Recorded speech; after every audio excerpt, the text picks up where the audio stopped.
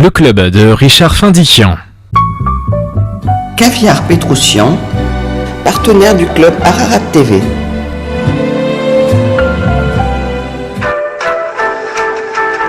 Crédit Mutuel, une banque qui appartient à ses clients, ça change tout.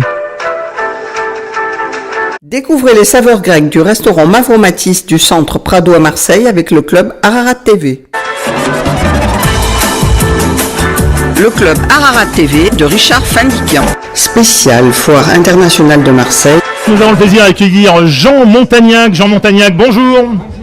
Alors Jean Montagnac, vous êtes maire de Carry-le-Rouet, président du conseil de territoire Marseille-Provence. Alors comme l'avait annoncé Laure Agnès Caradec, grand chef de l'urbanisme aussi bien à la ville qu'à Marseille-Provence et à la métropole, le plan local d'urbanisme intercommunal, le premier de la métropole, est aujourd'hui finalisé après une phase de concertation qui aura mobilisé 4200 personnes. Alors vous avez déclaré que cela avait été un exercice d'équilibriste. Oui, tout à fait. Le conseil de territoire Marseille-Provence a en effet été le premier territoire de la métropole à engager la révision des PLU et de créer un PLUI-I. Et lancé en 2015, les travaux ont duré jusque maintenant, puisque nous allons passer à la concertation à partir de janvier 2019 jusqu'à début de février 2019, une concertation avec le public des 18 villes qui sont aujourd'hui concernées par le PLUI. D'autres territoires ont commencé à y travailler dessus, et notamment le territoire d'Aix-en-Provence.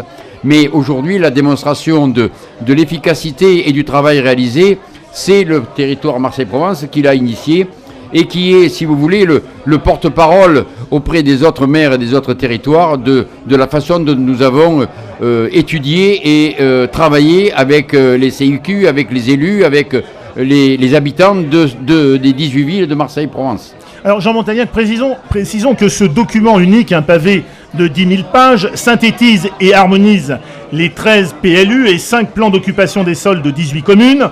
Les 18 maires du Conseil de territoire Marseille-Provence ont pu donc travailler ensemble. Ce PLUI détermine où l'on pourra construire, à quelle hauteur, avec quelle densité de logements, de commerce, d'industrie, en laissant quelle part à la nature et au patrimoine. Tout à fait. Alors je voudrais rajouter, avant de donner quelques explications supplémentaires, sur le rôle qu'a joué Jean-Claude Gaudin, alors président du conseil métropolitain, qui est déjà président de la communauté urbaine, a souhaité que les maires soient associés étroitement à l'élaboration de ce PLUI, qui a été donc la démonstration que personne n'a été laissé de côté, et notamment pas les maires. Donc c'est important de le dire, parce que c'est une certaine crainte des territoires extérieurs que de dire on va être dépossédé de notre PLU. Et pas du tout. Nous avons été associés étroitement et on a fait de nombreuses réunions avec les maires. On est allé les rencontrer dans leur mairie pour leur demander ce qu'ils souhaitaient, pour qu'on essaie d'harmoniser ce PLUI, et ça a été la démonstration du travail de nombreux mois, et je crois que c'est l'image même de cette concertation qui est importante à conserver. Alors Jean Montagnac, vous dites que vous avez bon espoir que le PLUI de Marseille-Provence serve d'exemple aux autres territoires de la métropole.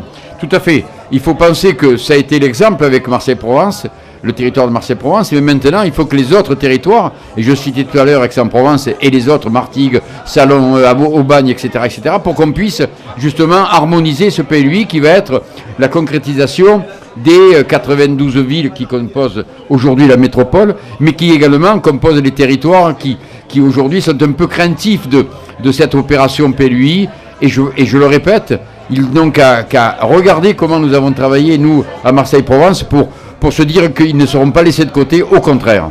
Alors il faut dire que ce document sera présenté dans son intégralité à la population lors d'une grande enquête publique qui se déroulera pendant 2 mois, en janvier et en février 2019, en vue d'une approbation définitive fin 2019. Il reste en effet les étapes clés avant l'approbation finale de PLU prévue fin 2019, et dont la mise en application des nouvelles règles d'urbanisme. Le projet qui a été soumis au Conseil de métropole le 28 juin, va être désormais présenté à la population.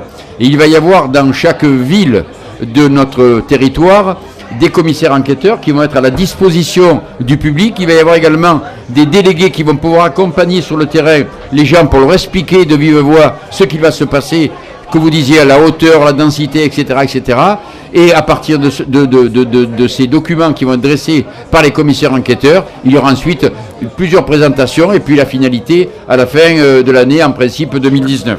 Alors, rappelons aussi que ce PLUI aura un impact sur la vie quotidienne de l'ensemble du million d'habitants qui vivent sur les 60 000 hectares de Marseille-Provence et que le public peut déjà consulter ce document en ligne sur le site marseille-provence.fr. Tout à fait. Je crois que ce plan local d'urbanisme, qui a l'ambition et la vision des territoires d'ici une quinzaine d'années, a surtout une logique de développement durable. Autrement dit, un nouveau règlement d'urbanisme qui aura un impact sur la vie des habitants, sur la conservation des espaces verts, sur la conservation des espaces agricoles. Le tout a été pris en compte et je pense que c'est la démonstration de notre volonté, de la volonté des élus et je pense de la présidente du conseil métropolitain Martine Vassal, que d'avoir une harmonisation dans les territoires qui composent la métropole et peut-être des futurs territoires d'ailleurs, pour qu'on puisse harmoniser ce PLU. Mais je suis optimiste parce que je pense que le travail qui a été accompli fait que c'est la démonstration d'un travail abouti. Alors une dernière question, Jean Montagnac, là je m'adresse au maire que vous êtes de Carry-le-Rouet. Une question d'actualité, 1200 élus locaux réunis à Marseille afin de demander au président de la République et au Premier ministre de stopper un mouvement de recentralisation. Ils ont le sentiment d'être méprisés par un gouvernement qui supprime progressivement les compétences des collectivités. Et vous savez, je crois que c'est la suite, non pas logique, mais illogique, de la démonstration de la mise en application de la métropole. À un moment donné, on n'a pas tenu compte de l'avis des maires, on n'a pas tenu compte de l'avis du président de la communauté urbaine, on n'a tenu compte de personne. On a décidé, le gouvernement de l'époque a décidé d'imposer les lois qui ont fait la métropole d'aujourd'hui. Et au travers de ce qui se passe encore aujourd'hui, on a l'impression que, alors qu'on les a alertés, on a l'impression que ça continue. Et cette manifestation d'avant-hier et d'hier, auprès du Premier ministre et du Président de la République, même s'il était absent, c'est de dire ça suffit. On a pendant des années vanté la décentralisation, et depuis maintenant quelques années, on fait marche arrière. Or, nous avons besoin, nous, d'avoir aussi bien les présidents de territoire que du conseil de métropole, que des maires des villes petites ou grandes, d'avoir certaines libertés, notamment dans la proximité, que les habitants de nos villes recherchent. Quel est le premier élu que l'on vient voir? C'est le maire, quel qu'il soit, et quels que soient les problèmes. Donc, il faut qu'on ait les moyens de répondre à notre population. Merci en tout cas, Jean Montagnac, d'être venu au micro de RCF. Merci et puis alors bravo pour ce stand et ces stands qui ont été inaugurés ce matin. Bravo à la communauté arménienne. Merci à vous, Jean Montagnac. À très bientôt. Le club Ararat TV de Richard Fandikian.